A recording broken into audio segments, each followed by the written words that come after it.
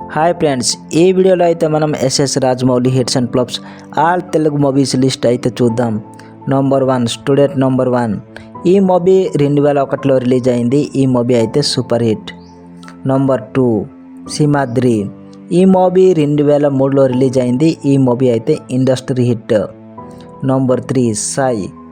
ఈ movie 2004లో release అయింది. ఈ మూవీ అయితే సూపర్ హిట్. నంబర్ 4 ఛత్రపతి. ఈ మూవీ 2005లో రిలీజ్ అయింది. ఈ మూవీ అయితే బ్లాక్ బస్టర్. నంబర్ 5 విక్రమార్కుడు. ఈ మూవీ 2006లో రిలీజ్ అయింది. ఈ మూవీ అయితే బ్లాక్ బస్టర్. నంబర్ 6 యమదొంగ. ఈ మూవీ 2007లో రిలీజ్ అయింది. ఈ మూవీ అయితే బ్లాక్ బస్టర్. నంబర్ 7 మగధీర. ఈ మూవీ 2009లో రిలీజ్ అయింది. ఈ మూవీ అయితే ఇండస్ట్రీ హిట్. నంబర్ 8 మర్యాద రామన్న.